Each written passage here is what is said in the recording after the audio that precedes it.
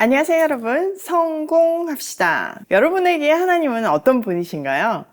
나의 영적인 부분만 케어하시는 분? 내가 뭔가 잘 안 하면 혼내시는 분? 오늘 본문을 통해서 모든 오해를 한번 풀어보도록 해요. 자, 33절. 주님께서 모세와 아론에게 말씀하셨다. 나 주가 너희에게 유산으로 준 가나안 땅으로 너희가 들어가서 그 땅을 차지할 때 나 주가 내린 악성 곰팡이가 너희가 유산으로 받은 땅에 있는 어떤 집에 생기거든 그 집 임자는 제사장에게로 가서 집에 곰팡이가 보인다고 알려야 한다. 그러면 제사장은 그 곰팡이를 살피러 가기에 앞서 그 집안 사람들에게 지시하여 그 집을 비우게 하여야 한다. 그래야만 그 집 안에 있는 모든 물건이 부정하다는 선언을 받지 않을 것이다. 제사장은 집을 비운 다음에 집 안으로 들어가서 살펴보아야 한다. 자, 우리는 어제 악성 피부병에 대해서 배웠어요. 이어서 이번에는 집에 생긴 악성 곰팡이에 대한 이야기예요.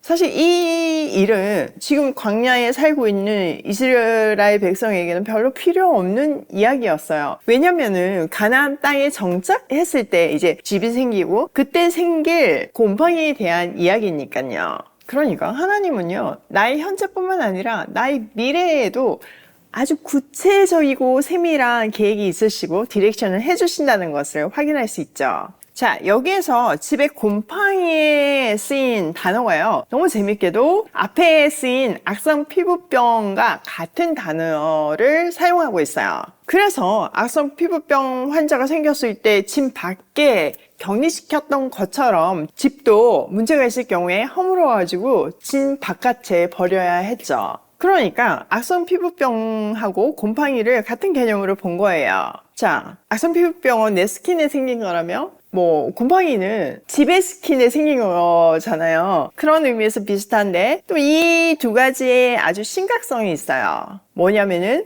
지금 격리되잖아요. 그러니까 이것이 얘기해 주는 거는 죄가 하나님과 우리 사이를 분리시키고 단절시키고 공동체하고도 단절시킨다는 것을 말해주고 있는 거죠.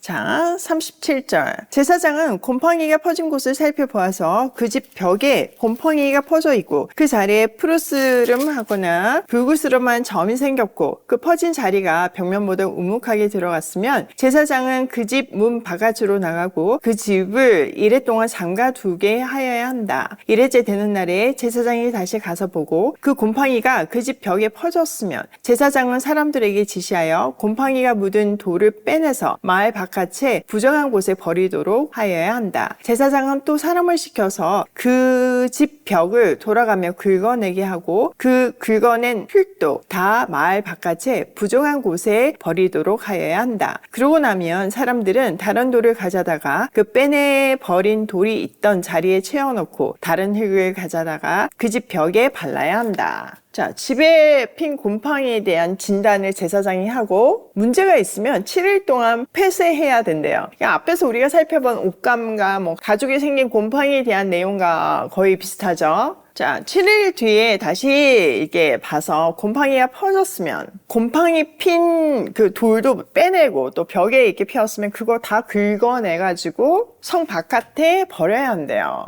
그리고 나서 이제 그 빠진 돌이나 흙은 새 것으로 깨끗한 걸로 채워 넣으래요. 자, 43절. 돌들을 바꾸고 벽을 긁어내어 다시 바른 다음에도 곰팡이가 집안에 다시 퍼졌으면 제사장이 가서 보아야 한다. 곰팡이가 정말 집안에 퍼졌으면 그것은 건물에 생긴 곰팡이이다. 그 집은 이미 부정하게 되었다. 집 임자는 그 집을 헐고 돌과 제목과 집 건물의 흙을 모두 다 마을 바깥에 부정한 곳에 내다 버려야 한다. 특히 그 집을 잠가둔 동안 그 집에 들어간 사람은 그날 저녁 때까지 부정하다. 그 집에 누웠던 사람은 옷을 빨아서 입어야 하고 그 집에서 음식을 먹었어도 옷을 빨아서 입어야 한다. 자, 이렇게 흙과 돌을 다 교체했는데도 곰팡이가 계속 번지면 이건 건물 전체에 생긴 곰팡이라고 이제 진단을 내려야 한다는 거죠. 그럴 경우에 다 무너뜨려가지고 그 모든 재료들을 성 바깥에 부정한 곳에 내다 버려야 한대요.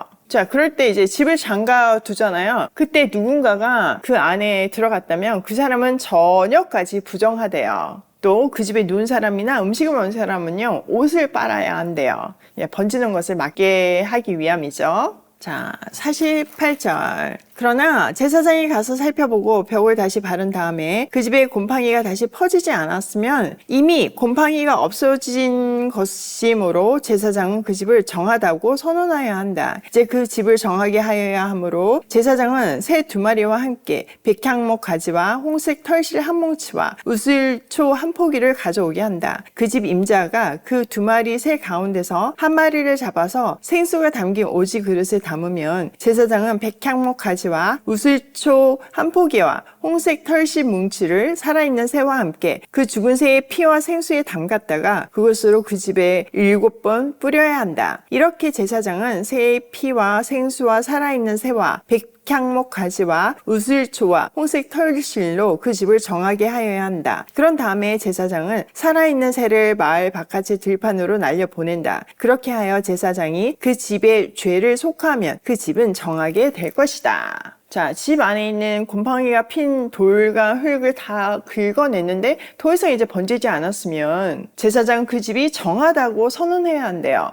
마치 악성 피부병이 완치되었을 때와 같이 새 2마리 중 한 마리는 이제 죽이고 나머지 한 마리는 그 피를 찍어서 자유함을 받게 한대요.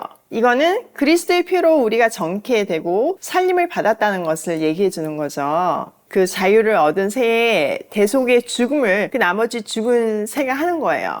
그것을 통해서 십자가의 죽음을 설명해 주는 거죠. 구약에서부터. 자, 54절. 위에서 말한 것은 모두 악성 피부병과 백선, 옷이나 건물에 생기는 곰팡이 또는 부스럼이나 뾰루지나 어우러기에 관한 규례로서 사람이나 물건이 언제나 부정하게 되고 또 언제 정하게 되는지를 밝히는 것이다. 이 사항은 악성 피부병에 관한 규례이다. 자, 13장, 14장은 악성 피부병과 집의 곰팡이에 대한 내용이에요. 자, 이 마지막 이 부분은 그 13장, 14장의 결론이라고 보시면 되죠. 자, 여기서 포인트가 뭐예요? 치료법을 제시하는 것이 목적이 아니라 그런 현상이 나타났을 때 정결과 부정을 어떻게 판단하며 어떻게 하면 공동체에 확산되는 것을 막을 것인가에 대한 내용이라고 말하고 있어요. 이런 내용을 보면요, 진짜 하나님은요, 나의 영적인 부분만 아니라 내 삶 전체를 케어하고 계시고 나뿐만 아니라 나와 관계하는 그 모든 공동체를 다 통틀어서 케어하신다는 것을 알 수 있어요. 그러니까 우리가 만나는 사람은 우연이 아닌 거죠. 하나님의 완벽한 계획 안에서 만남이 이루어지고 또 동력이 이루어지고 그 하나님 문화를 통해서 수많은 사람들을 살린다는 것을 우리가 본문을 통해서 확인할 수 있어요. 더불어서 이 공동체에 퍼지는 것을 위해서 자기 집을 허물잖아요. 엄청난 소실이죠. 그런데 이것을 통해서 공동체가 얼마나 중요한지, 때로는 엄청난 손해를 감당하면서도 사회적 책임을 지는 삶을 살아야 된다는 메시지가 녹아져 있어요. 자, 오늘 내용을 우리 삶에 한번 적용을 해보면 첫 번째, 죄는 하나님과 공동체에서 나를 분리시킨다. 분리시키는 것뿐만 아니라요, 이 곰팡이를 한번 생각을 해보세요. 차단하면 할수록 문제가 더 심각해지잖아요. 곰팡이가 더 번지고 냄새도 나고 부패하게 되는 거예요, 한마디로. 근데 그 안에 있는 사람은 그걸 모른다는 거죠.